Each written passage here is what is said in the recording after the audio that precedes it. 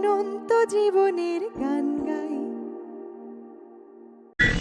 আমরা যতদূর জানি বাউল সিরাজউদ্দিন খান পাঠান আমাদের বিরোধী বাউল সাধক ফকির মুন্সি সাহেবের অত্যন্ত জনপ্রিয় একটি গান আষাঢ় মাসে ভাষা পানি পূবালি বাতাসে।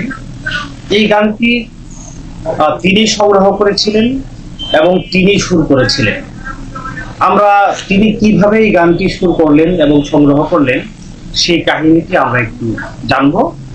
একটু বলে রাখা দরকার যে এই গানটি পরবর্তী সময়ে হুমায়ুন আহমেদের শ্রাবণ মেঘের দিন চলচ্চিত্রের মাধ্যমে জনপ্রিয় হয়। আমরা চলে যাচ্ছি সিরাজ ভাইয়ের কাছে। সিরাজ ভাই, আপনি এই গানটি কোথা থেকে এবং কিভাবে সংগ্রহ করলেন যদি একটু গল্পটা বলেন সংক্ষেপে। আমি 1965-66 দিকে ওনার এলাকাতেই বল্লী নামক এক গ্রামে গেছিলাম উস্তাদের সঙ্গে গান করতে। তখন বর্ষাকাল, প্রচন্ড বৃষ্টি হইতেছে। একটা বড় ঘরে একজন মুরব্বী লোক গুনগুন করে গান গাইতেছে আর ধারাবাহিক করতেছে। বাড়ি এলাকার অবসর টাইমে তারা এসবই করতো। আমি খুব মন দিয়ে শুনলাম। শোনার পর মুরব্বীকে বললাম গানটা 2-3 বার গাওয়ার জন্য। গাইলে পরে আমি শুনলাম, আমার মুখস্থ হয়ে গেল। মুখস্থ হইলেও উনি যেভাবে গাইছে তাতে আমার খুব চয়েস হয় নাই, কারণ উনি তো কোনো গায়ক না। আমি হাওর দিয়া নৌকায় দিয়ে যখন আসি তখন ঢেউয়ের তালে তালে আমার একটা সুর, একটা ভাব আসলো। তখন আমি গানটা গুনগুন করে আমি সুরটাকে সংগ্রহ করি বা এই সুরটা দিই। তার পরবর্তী না, আমার মন থেকে, আমার সংগ্রহিত না, এটা ওনার মতোই ছিল। উনি যেভাবে গাইছে এটা গল্পের নমুনা। হ্যাঁ, কথাগুলো আনছি তখন সুরটা করলাম। করার পর মঞ্চে গাইলাম, দেখলাম যে অত্যন্ত জনপ্রিয়তা অর্জন হয়ে গেল আমার এই সুরটা। মানুষের খুব মনে লাগা। তখন আপনার বয়স কেমন? যখন আমি এটা সংগ্রহ করছি তখন আমার বয়স 13-14 এরকম হবে, কারণ 53 সালে আমার জন্ম। আমি গানটা যখন সংগ্রহ করছি তখন 65 শেষ, 66 প্রথম দিক দিয়া। তখন বর্ষাকাল। আপনি ইয়ে থেকে বল্লীগ্রাম থেকে আসতেছেন? হ্যাঁ, বর্ষাকাল। বল্লীগ্রাম থেকে আসতেছি নৌকা দিয়া। ওই নৌকার মধ্যে বসে বসে হাওয়ার পাড়ি দেওয়াও শেষ আর আমার সুরকে কন্ট্রোল করাও শেষ। নিশ্চয়ই হাওরের সেই ঢেউ, হাওরের সেই যে প্রকৃতির পরিবেশ, এটার সঙ্গে আপনার সুরটা এই যে হাওরে একা তো বিপজ্জনক, কি জানি নৌকা ডুবে কি মরি, সেই খেয়াল আমার নাই। তখন আমার খেয়াল হইলো যে গানের যে ছন্দগুলি আমার কাছে এত, যদি আমার বয়স কম, ছন্দগুলি আমার কাছে এত বিরহ লাগতেছে। গানটাও তো বর্ষাকালের গান। বর্ষাকালের গান। তখন আমার কাছে এত বিরহ লাগতেছে কথাগুলো। তখন আমি কি সুর দিলে পরে যে আমার এই কথাগুলো ম্যাচিং হবে, এইটাই আমার চিন্তা। আচ্ছা, পরে মঞ্চে গাইলেন? মঞ্চে গাইলাম, অত্যন্ত জনপ্রিয়তা পাইলাম। আমার মনে হয় পরবর্তীতে যখন টেপ রেকর্ডার বাইরে এলো 70-এর পরের দিকে, তো হরহ টেপ রেকর্ডারে অডিওতে আমার এই গান বহু জায়গায় যেখানে শুনছে, এই গান শুনলে পরে আবার টেপ রেকর্ডার নিয়ে আসছে আবার নতুন করে আমার কাছ থেকে টেপ করে নেওয়ার জন্য। মানে আপনি নিজে রেকর্ড করে, তো আমরা জানতাম যে আপনি নিজের গান নিজে রেকর্ড করে এগুলো আবার বিক্রি করতেন। হ্যাঁ, করতাম একসময়। আমার ওই গান তাহলে আমরা বলতে পারি যে প্রথম ক্যাসেট আকারে, যদিও এটা কোনো প্রতিষ্ঠান থেকে না, কিন্তু আপনি আমি প্রথম ক্যাসেট আকারে ক্যাসেট বন্দি করেছেন এবং মানুষের কাছে। আর কেউ তো জানতো না ওরা ক্যাসেট আকার করবে কি করে। আমি শুধু গাইতাম।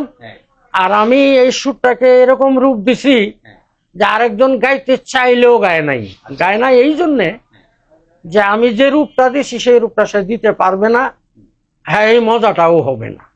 এই একটা চিন্তা নিয়ে অনেকেই গাইছে না গানটা। তো আমি আরেকটা প্রশ্ন করি আপনাকে, সেটা হলো যে বাড়ির সিদ্দিকী উনিও তো আমাদের নেত্রকোনা, হ্যাঁ, উনি যে সুরে গানটা গেয়েছেন আর আপনার সুর, দুইটা কি একই সুর নাকি উনি উনি একটু এটাকে আরো না, দুইটাই একই সুর, কিন্তু এখানে উনি একটু সমস্যা করছে এই জায়গায়। আমি 97-তে কলকাতা একটা স্টোরে গেছিলাম, তখন ওইখানে যে আমি গান করছি, গান করে আমি 2-3 জায়গায় করছি, সব জায়গায় জনপ্রিয়তা পাইছি খুব। 24 পরগনায় এবং কলকাতা আব্বাস উদ্দিন ক্লাবে, শিশির মঞ্চে, আমি রবীন্দ্র সরণিতে, এই কয়েকখানেই আমি ওই গান গাইছি। এমনকি 2বার গাইতে হয়েছে, মানে অডিয়েন্সে এরকম বলছে যে আপনি গানটা আবার করেন। আচ্ছা, এই গানটা ডিসে দেখছে বাড়ি সিদ্দিকী, ডিশে ডিসে, মানে ডিশে, ডিশ লাইনে। হ্যাঁ, ডিস লাইনে প্রোগ্রামটা দেখছে। আচ্ছা, ওরা তো ডিসে দেখাইছে, এটা প্রোগ্রামটা যে করছে এটা ডিসে দেখাইছে, দেখছে। দেখলে আমাদের নেত্রকোনা অডিটোরিয়ামে আমরা তখন শিকর একটা সংগঠন চালাই। হ্যাঁ, এই সংগঠনে উনি, আপনার ভাই যেটা পরিচালনা করে। তখন এই সংগঠনে আইসা বসলো, বসার পরে আমাকে বললো যে সিরাজ ভাই, সে কিন্তু ওর বয়সে ছোট, হ্যাঁ, যে সিরাজ ভাই আপনি আমরা উকিল মুন্সির কিছু গান দেন, আপনাকে দিয়ে রেকর্ড করাবো, কারণ আপনার ওই গানটা আমি ডিসে দেখছি, আপনার খুব জনপ্রিয়তা হয়েছে। তখন ওনাকে আমি বেশ কিছু গান উকিল মুন্সির দিলাম। তো আষাঢ় মাসের বাসা পানি এইটাই দিলাম প্রথম। আচ্ছা, দিলে পরে তখন 97-র মাস বোধহয় ছিল, আমি কলকাতাতে প্রোগ্রামটা করছিলাম 97-র ফেব্রুয়ারির 12-13 দিকে। তো মার্চ মাসে ওনাকে গানটা দিলাম। জুলাইর দিকে দেখি যে উনি নিজেই, হুমায়ুন আহমদের পরিচালনায় উনি নিজেই বাজারে গান করে ছেড়ে দিছেন। ছাড়ছেন ভালো কথা, উনি আমাদের পাশের লোক, আমি একটা গান আমি করব এমন কোনো কথা না, কিন্তু ওনার প্রতি আমার মনে ক্ষুণ্ণতা এইটাই, ওনাকে সাক্ষাৎকারে যখন জিজ্ঞাসা করলো যে আপনি তো বাঁশিবাদক ছিলেন, আপনি গানের জগতে কিভাবে আইলেন, তখন উনি বলছে যে আমি এই আনাচে কানাচের থেকে, কারো কোনো নাম মেনশন করেন নাই, আনাচে কানাচের থেকে এর মুখ থেকে তার মুখ থেকে শুনে কিছু অর্জন করছি, আর পরে আমি এই গান বই পুস্তক জোগাড় করে আমি গান লেখছি। বিষয়টা হচ্ছে যে আপনার আক্ষেপের জায়গাটা হচ্ছে যে গানটা তো উনি উকিল মুন্সির নামেই গাইছেন, কিন্তু আপনার কাছ থেকে যে তিনি সংগ্রহ করছেন, এটা উনি বলছেন উনি স্বর করছেন, কিন্তু সুরটা আমার করা, সুরটা যে আপনার করা, এটা উনি স্বীকার করলে ভালো হতো। হ্যাঁ, ভালো হইতো। এটা উনি বলতে পারতো যে আমি আমার মতো আরেকজন আমার পাশের বাড়ির গায়ক, তার কাছ থেকে আমি সংগ্রহ করছি, করলে ওনার কোনো মান সম্মান যাইতো না। কিন্তু জনগণ তো জানে, জনগণ যেখানে গানটা সে করুক, সে চলে আইলে কিন্তু মানুষ এটা আলোচনা করছে যে এই গান তো সিরাজ গাইছে, বা তার এই জনপ্রিয়তা হয়েছে বেশি। তো উনি বলছে এই কথাই যে আমি এইটা সুর করছি আমি। এমনকি উনি এই গানটার সবচেয়ে ভালো ছন্দ যেটা খুব বিরহের ছন্দ, এই ছন্দটাই উনি বাদ দিয়ে গাইছেন। তাতে এটা, হ্যাঁ, এই জায়গাটা আমি বলছি, কারণ প্রত্যেকটা গানের 4টা ছন্দ থাকলে একটা ছন্দই মানুষের আকর্ষণীয় থাকে। ওই গানটার মধ্যে সবচেয়ে আকর্ষণীয় ছন্দ যেটা, এইটা উনি বাদ দিয়া গানটা করছেন, তাতে তো উকিলের ক্ষতি হইল। আমি সুর করছি, আমার কথা উনি বলে নাই, এতে আমার আসা যায় নাই, কিন্তু লেখকের তো দুর্নাম হইল। এটা হইল 3 নম্বর ছন্দটা। আমি যে ছিলাম বাইরে, বাপের গলার পাশ, আমারে যে দিয়ে গেল সীতা বনবাস। এই ছন্দটা সবচেয়ে আবেগপূর্ণ। আচ্ছা, আমি বলছি এই ছন্দটা আমাদের অঞ্চলের শিল্পীরা গায় অনেকেই, মানে আমাদের লোকাল শিল্পী যারা, তারা আবার এই ছন্দটা গায় না। এই ছন্দটা না, আমি অনেকের কণ্ঠে শুনছি, হয়তোবা সবাই গায় না, কেউ কেউ গায়। এই ছন্দটা আমার কাছে পরিচিত মনে হচ্ছে। আমি যে ছিলাম বাইরে, বাপের গলার পাশ, আমারে দিয়ে গেল সীতা বনবাস। আচ্ছা সিরাজ ভাই, আমার একটা প্রশ্ন, যে এই গানটা যে উকিল মুন্সির গান, উকিল মুন্সির তো এর আগে কোনো বইপত্র বা কোনো ডকুমেন্ট ওইভাবে ছিল না, আমাদের হাতে ছিল না। তো এই গানটা কি উকিল মুন্সির গান, এটা আপনি কিভাবে নিশ্চিত হলেন? এটা নিশ্চিত হলাম আমি যে মুরব্বীর মুখ থেকে শুনছিলাম, মুরব্বী উনার কাছের গ্রামেরই, উনার যেখানে বাড়ি ওনার পাশের গ্রামেরই, কারণ উনিও উনার মতো বয়স্ক। উনি গানের শেষে যে নামটা দিল, এতে আমি জেনে নিয়েছি যে এটা উকিল মুন্সির। আমি যদি ইচ্ছা করতাম, কারণ এই মুরব্বী তো আর মাঠে গায় না, গাইছে না কোনোদিন, উনি একজন গৃহস্থ মানুষ, এটা সাক্ষীও কেউ দিতে পারলো না, বা উকিল মুন্সির কোনো পাণ্ডুলিপিতেও পাইল না। আমি যদি ইচ্ছা করতাম গানটা আমার নিজের করে নিতাম, তা আমি ইচ্ছা করলে পারতাম, কিন্তু সেই ইচ্ছা আমার না, আমি বেইমানি। কারণ একটা সন্তানের চেয়ে ওটা গানের মূল্য অনেক বেশি, যার ফলে যার লেখা, আমি তার লেখার উপরে ভিত্তি করে সুরটাকে আবিষ্কার করছি। মানে ওই সময়কালে এই গানটা আর কেউ গাইতো না? না না, ওই সময় আর কেউ গাইতো না।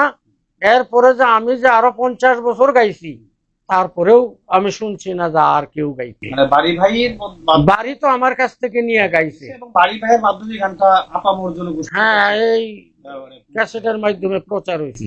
ঠিক আছে, নিঃসন্দেহে আপনি এটার জন্য একটা ধন্যবাদ পাওয়ার দাবি রাখেন এবং আমরা সেটার জন্য কৃতজ্ঞতা জানাই আপনার প্রতি।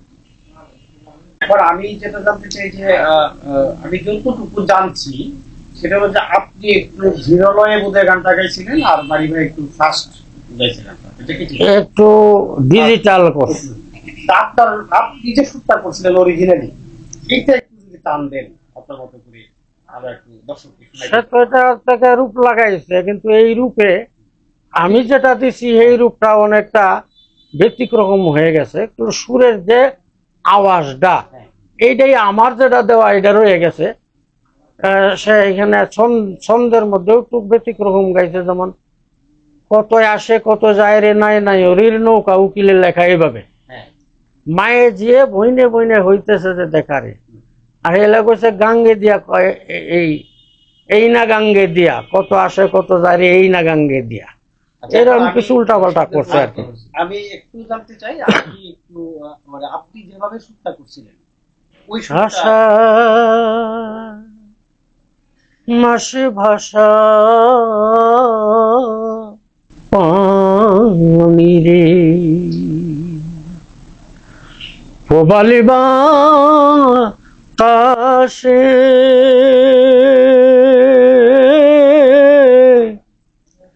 বাদাম দেখে চাইয়া থাকি,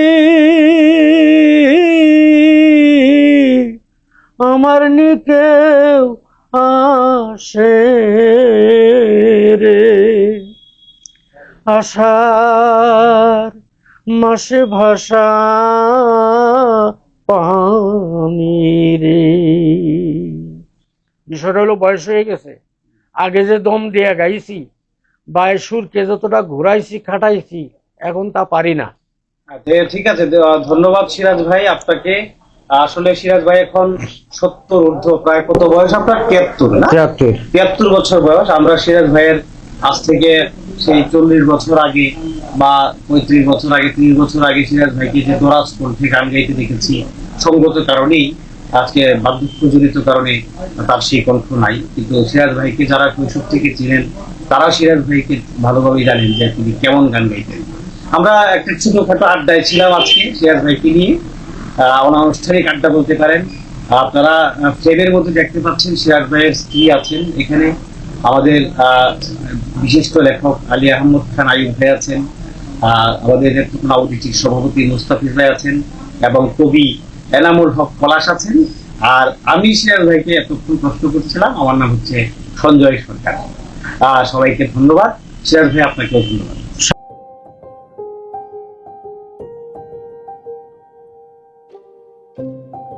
অনন্ত জীবনের গান গাই।